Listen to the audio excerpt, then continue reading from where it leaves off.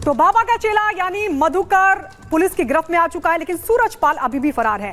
सवाल ऐसे ही पाखंडी बाबाओं को लेकर है जो कि देश के कोने कोने में मौजूद हैं और जनता उनके जाल में फंस जाती है। लेकिन ऐसे पाखंडी बाबाओं का धंधा जोरों पर चलता रहता है। रिपोर्ट आपको दिखाते हैं।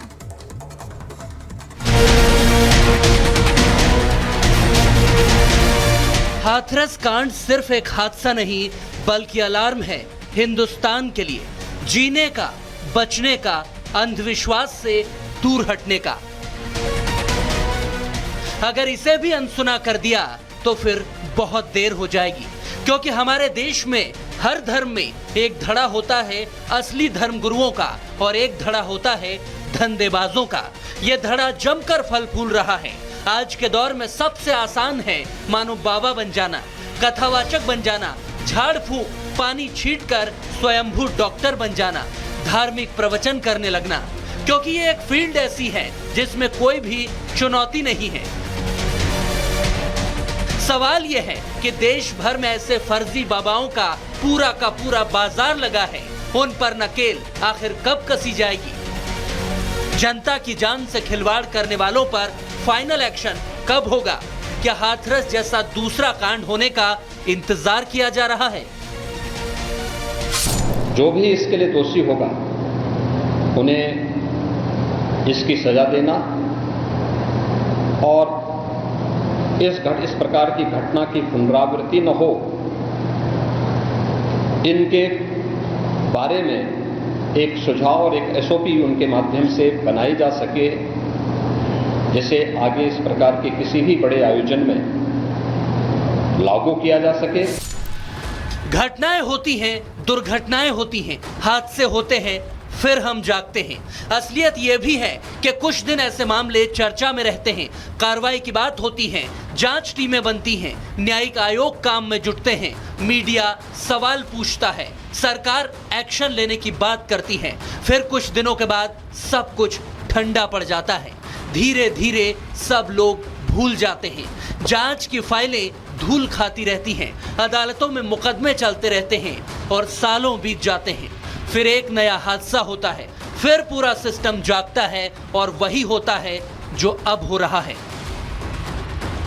प्रशासन की कमी तो है जी, और गलतियां तो हुई हैं। मैडम फोन थोड़ा साइड करिए। तो ये पता लगाना चाहिए जिन लोगों की जान गई है वो लौटाई तो नहीं जा सकती हैं, लेकिन सरकार उन परिवारों की मदद करे जो घायल हैं, जो पीड़ित हैं, उनके इलाज का इंतजाम करे और किसी पे आरोप लगाने से कोई लाभ नहीं मिलेगा। राहुल गांधी का हाथरस एक पॉलिटिकल टूर था और कुछ नहीं।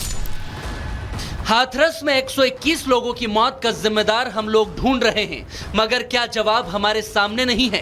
क्योंकि एक पाखंडी बाबा, हजारों फर्जी सेवादार और अंधविश्वास के जाल में फंसे लाखों भक्त। सूरजपाल उर्फ नारायण साकार हरि ने अपने समर्थकों की आंखों में ऐसी धूल झोंक रखी है कि लोग उस जेल जा चुके एक शख्स को पहले बाबा और फिर भगवान मानने लग गए।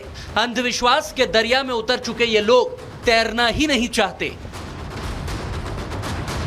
हर कोई इंसान है, वो तुम्हारे पास बैठ के करे, वो वहाँ पे वो परमात्मा है, वहाँ बैठे परमात्मा है, साकार है। अरे भाई साकार रूप में वो वहाँ बैठे सारे संसार को संभाल ले। नारा नारी बाबा नहीं है, वो परमात्मा धरे धाम पे कल युग में दुखियों के सबके कष्ट हरने के लिए आ गए धरे धाम पे। अब जिनकी जैसी श्रद्धा होती है, और श्रद्धा पहले ही परमात्मा बता देते हैं कि भीड़ भाड़ में ज्यादा दौड़ न करो, मानव धर्म सत्य है, सत्य रहेगा। जनता पाखंड के शिकंजे में फंसती जा रही है। इनको और भरोसा दिलाने का काम करते हैं वो सेवादार जो बाबा की महानता के गुण गाकर आम भक्तों को भरोसे में लेते हैं, और भोली भाली जनता भी सब कुछ भूलकर उनके जाल में फंसती जाती है। लेकिन उन्हीं के कुछ परिवार वाले, रिश्तेदार, दोस्त या फिर जागरूक लोग विरोध करते हैं, तर्क देते हैं, ताकि कैसे भी करके इस बाबा नेटवर्क को ध्वस्त किया जा सके। ये पाखंड है, सीधा पाखंड है। क्या है, कौन बाबा, कैसा बाबा? तो इंसान अपने इंसान पर भरोसा करते, अपने माँ बाप को पूजा अगर दूसरे का देखो, और वो अपने माँ बाप को छोड़ के दूसरे भागते हैं ना। हम का विश्वास ना करते बाबा फाबा को, हम ना करता के जो बाबा विश्वास करते, बाबा ने चोना रोके चो मरेगा ही चने। बाबा ढोंग है, सब ढोंग है। सत्संग सुनना है तो प्रेमानंद महाराज जी से बढ़िया कोई सत्संग नहीं करता है। बाबा आखिर कैसे लोगों को झांसा देते हैं, इसके लिए हमने एक शख्स से बातचीत की जिसकी पत्नी चंगुल में फंसी है। उन्होंने दावा किया कि कैसे अंधविश्वास के आगे उसकी पत्नी के लिए हमारा परिवार भी मायने नहीं रखता। ये अपने आप को मीराबाई बताती हैं और मेरे को समझती है राणा। अच्छा। ये उनको भगवान का अवतार मानती हैं कि 10 सिर के मतलब जो नारायण परमात्मा साकार हरि हैं। एक बार इनको जाते जाते मैंने इनको इतना मना किया कि अब ये आत्महत्या करने को मतलब उकसाती मेरे को, तुम मर जाओ जाके, हमें उकसाती भी आत्महत्या करने के लिए, खुद भी आत्महत्या करने की धमकी देती है।